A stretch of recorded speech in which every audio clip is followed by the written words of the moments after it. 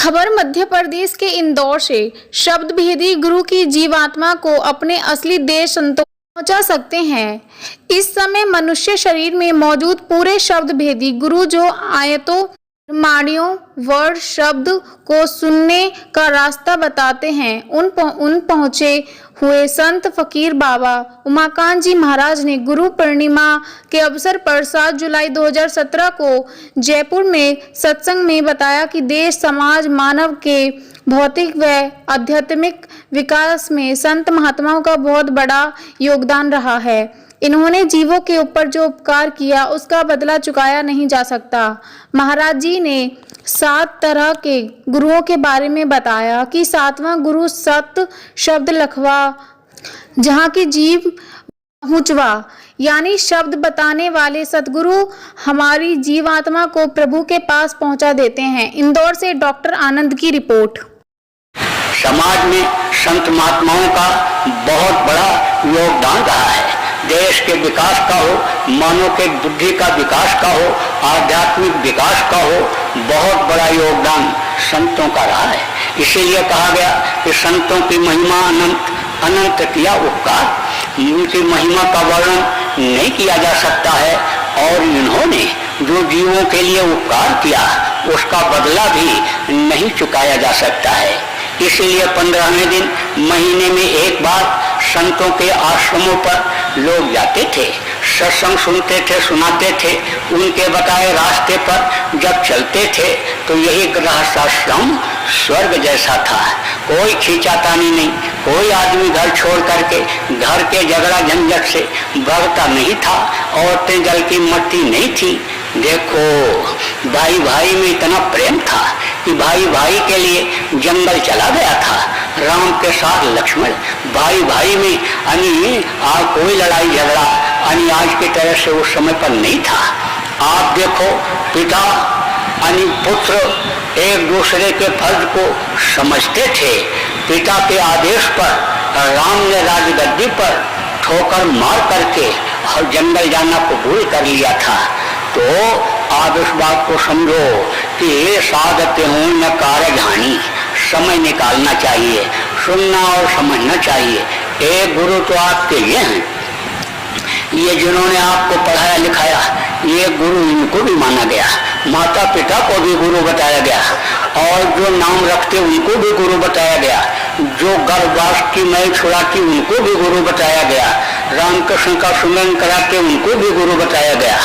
और एक गुरु ऐसे होते हैं जो शब्द का भेद बताते हैं, जिससे ये जीवात्मा इस शरीर में प्रवेश की गई है। जिस रास्ते से आई है उसी रास्ते से जो निकलने का रास्ता बताते हैं वो 7वां गुरु सत शब्द लखावा, और जहाँ का जीव तहाँ पहुँचावा।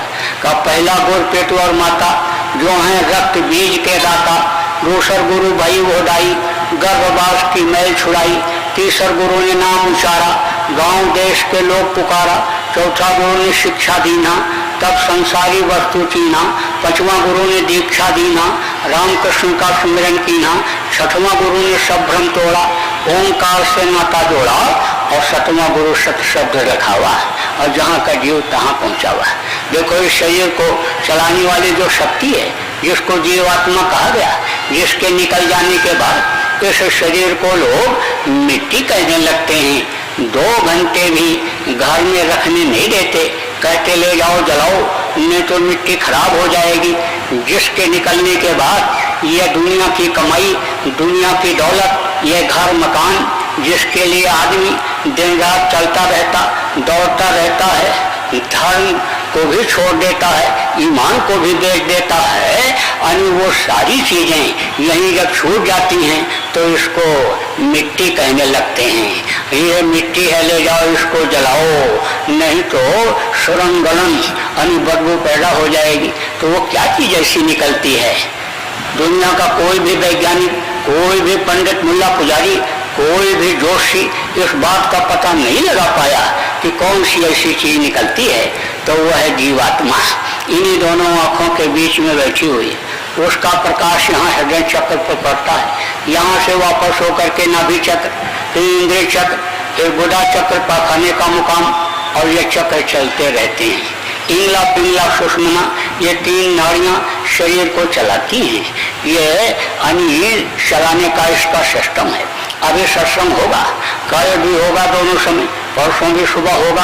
आप अगर समय निकालोगे तो शरीर की रचना कैसे हुई और कैसे ये जीवात्मा इसमें डाली गई और कैसे इसको निकाल करके उस मालिक के पास पहुंचाते हैं, यानी उसे समुद्र में विलीन करते हैं, जिसकी यह बूंद है, जिसकी यह अंश है। जन्म मरण से कैसे इसको छुटकारा होता है, जन्मते वक्त और मरते वक्त जो तकलीफ होती है उससे कैसे बचा जा सकता है, ये तो सब आपको कल और परसों में सुनने को मिलेगा। समय आपके पास रहेगा, नहीं भी समय रहेगा निकाल लोगे, कोई काम आपका बिगड़ेगा नहीं, तो आपको बहुत सारी चीजें मिल जाएंगी।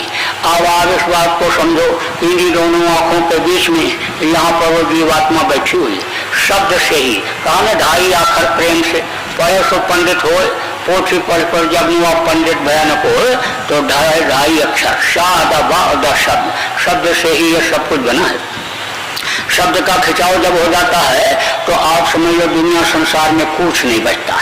यहाँ तक कि देवी और देवता भी चटाई की तरह से ऐसे समेट लिए जाते हैं, और ऊपर नहीं, जैसे ये नीचे स्थान है ऐसे ऊपर स्थान है। सहस्रदल कमल, त्रिकुटी, दशमा द्वार, बौर गुफा और सतलोक, अलखलोक, अगम लोक, अनामी लोक, बहुत से लोक हैं। जैसे ये मृत्यु लोक है ऐसे ऊपर भी बहुत से लोक हैं। तो स्वर्ग और वैकुंठ में देवी देवता जो रहते हैं यह भी ऐसे चटाई की तरह से समेट लिए जाते हैं, और वहाँ उधर 10वां द्वार है, उसके नाके के पास ऐसे लटका दिए जाते हैं। तो शब्द से ही ये सब कुछ बना है। तो जीवात्मा जब शब्द को पकड़ लेती है, जिससे उतारी गई है, तो यह ऊपरी लोकों का सैर करने लगती है। इसी मनुष्य शरीर में देवी देवताओं का दर्शन होता है, इसी में स्वर्ग वैकुंठ का आनंद मिलता है, इसी में अनहद वेदवाणी जो आकाशवाणी 24 घंटे हो रही वो सुनाई पड़ती है। अब यह है कि जब रास्ता कोई बताने वाला मिल जाए, उस रास्ते पर चलाने वाला मिल जाए, संभाल करने वाला मिल जाए, आराम से बता करके समझा करके चला करके वहाँ तक पहुँचाने वाला मिल जाए, 7वां गुरु, शब्द भेदी गुरु, तो ये चीज संभव